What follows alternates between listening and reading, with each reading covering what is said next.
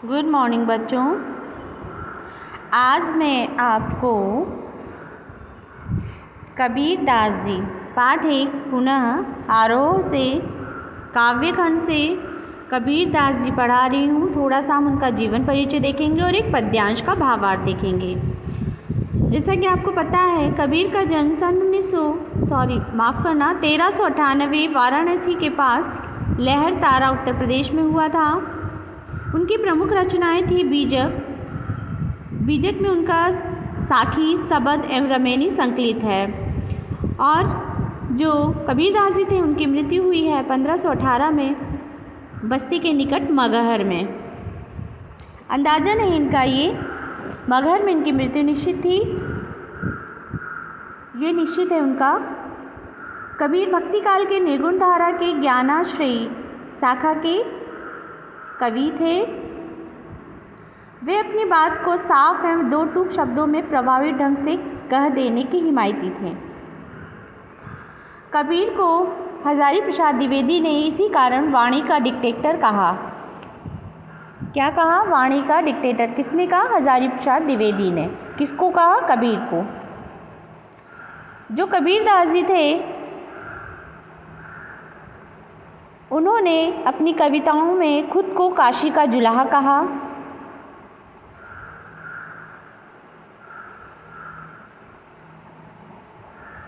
किताबी ज्ञान के स्थान पर वे आंखों देखे सत्य और अनुभव को उन्होंने प्रमुखता दी, वो उसे प्रमुख मानते थे।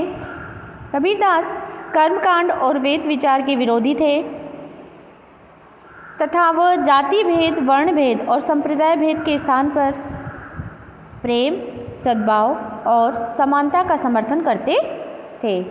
अब हम आगे उनका देखते हैं पद्यांश। पहले पद्यांश में कबीर ने परमात्मा जो ईश्वर है, उनको सृष्टि के हर कण कण में देखा है और एक ज्योति के रूप में स्वीकारा है। उनका कहने का अर्थ है कि जो ईश्वर है वो चराचर संसार में दिखाई है, यानी कि जो ईश्वर है वो कण कण में विद्यमान है। ये तो व्यक्ति हैं जिन्होंने अपने भेदों के आधार पर ईश्वर को भी भेद रूप में माना है। हिंदू हिंदू के रूप में पूजता है, मुस्लिम मुस्लिम के रूप में पूजते हैं। अब आगे हम देखते हैं इसका भावार्थ। कबीरदास जी कहते हैं, हम तो एक एक करी जाना। कबीरदास जी कहते हैं, मैं तो सिर्फ एक ही जानता हूँ कि परमात्मा सिर्फ और सिर्फ क्या है? एक ही है। दो ही कहे तिन्हि को दो जग। दो तो वही कहते हैं जो स्वयं में जग में दो हैं। जिन नाहिन पहचाना, जो दो माया में फंसे होते हैं, यानी कि जो दो रूपों में, यानी जो भेदभाव को लेकर चलते हैं, वही व्यक्ति जो है ईश्वर की पहचान नहीं कर पाते।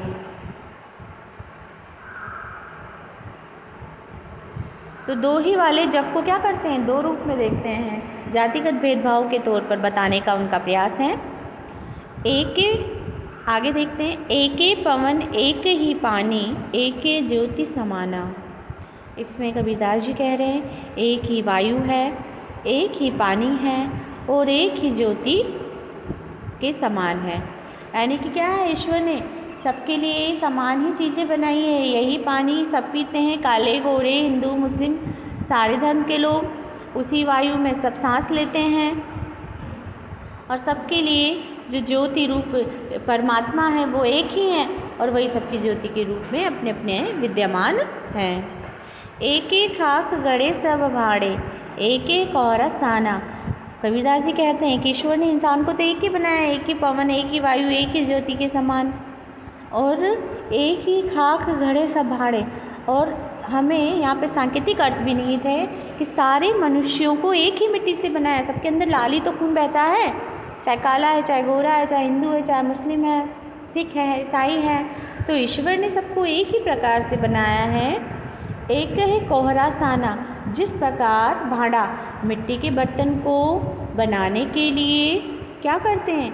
कुम्हार क्या करता है? एक ही मिट्टी सानता है। सानता जानते हो ना? सानना मतलब गीला करना। तो एक ही मिट्टी सानता है, किंतु उस सानी हुई एक ही मिट्टी से वो कई प्रकार के बर्तन, कहीं कुल्हड़, कहीं जग, कहीं मटका, कहीं घड़ा, कहीं छोटा, कहीं सुराही, सब अलग अलग प्रकार से बनते हैं ना। उसी प्रकार ईश्वर ने सबको एक ही चीज़ से बनाया है, किंतु क्या है, सबके रूप परिवर्तित हैं। जैसे बाढ़ी काष्ठ ही काटे, अग्नि न काटे कोई। जिस प्रकार लकड़ी को कौन काट सकता है, बढ़ई ना। अगर हम कह दें कि आग लकड़ी को काट दे तो वो तो जलाकर राख कर देगी, वो काट पाएगी? वो नहीं काट पाएगी। तो यही कहने का मतलब है, ईश्वर ने सबको एक ही चीज़, एक ही वैसे बनाया है। सबको बनाने वाला ईश्वर है, किंतु उनके रूप हर जगह पर अपनी आवश्यकता के अनुसार अलग अलग हैं।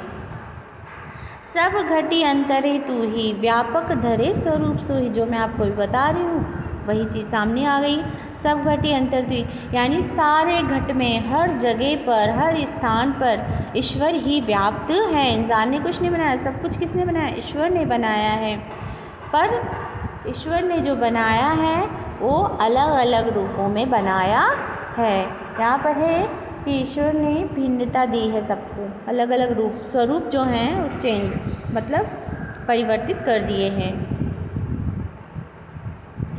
आगे देखते हैं, माया देखी के जगत लुभाना, काहे रे नर गरबाना। यानी माया देखकर, जो धन दौलत देखे उसको जगत क्या हो रहा है? लालची हो रहा है, लुभा रहा है। उसके लालच की जो भावनाएं हैं वो बढ़ रही हैं। तो कबीरदास जी कह रहे हैं, काहे रे नर गरबाना, कि हे व्यक्ति या मनुष्य, नर उसी के लिए कहा गया है कि तू इस माया मोह धन दौलत को देखकर क्यों गर्व कर रहा है, क्यों घमंड कर रहा है? क्यों कर रहा है? क्योंकि सब चीज़ों को बनाने वाला तो ईश्वर है। जिस दिन ईश्वर ने चाहा उस दिन सब कुछ समाप्त हो, चाहे कोई अमीर हो चाहे गरीब हो। गरीब को कभी ईश्वर अमीर बना सकता है, अमीर को गरीब बना सकता है।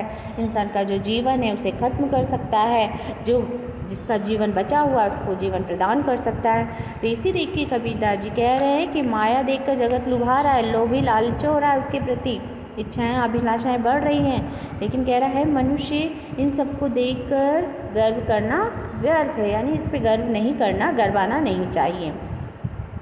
निर्भय भया कछु नहीं व्यापे, कहे कबीर दीवाना। कहते हैं कितना भी निर्भय हो जाओ, कबीरदास जी कहते हैं जो दीवाने हो चुके हैं सिर्फ ईश्वर भक्ति में, वो सिर्फ और सिर्फ ईश्वर को ही मानते हैं कि यहाँ पर कुछ भी नहीं है। सिर्फ निर्भय होकर अपना जीवन जियो और ईश्वर आत्मा में अपने परमात्मा का वास रखो। आत्मा में यदि परमात्मा का निवास है तो ही सब कुछ वास्तव जीवन है, और धन लोभ मोह माया में फंसना व्यर्थ है। सिर्फ और सिर्फ ईश्वर की आराधना करो, क्योंकि सब कुछ बनाने वाला वही है, और अगर कोई गलत कार्य करता है तो उसको देखने वाला भी वही है। अगर व्यक्ति ये सोचता है, मनुष्य सोचता है कि हम ये गलत कार्य कर रहे हैं, हमें कोई नहीं देख रहा, तो यह उसकी भ्रांति है, यह उसका भ्रम है। इसीलिए कबीर जो ईश्वर भक्ति में बिल्कुल दीवाने हैं, यानी कि ईश्वर भक्ति में वो, ईश्वर की भक्ति में वो लीन हैं, उनको ही ये कह रहे हैं कि ईश्वर भक्ति ही सब कुछ है और एक अटल सत्य है। आज के लिए इतना ही। इस पद्यांश का भावार्थ आप एक लाइन पढ़ के देखेंगे। धन्यवाद।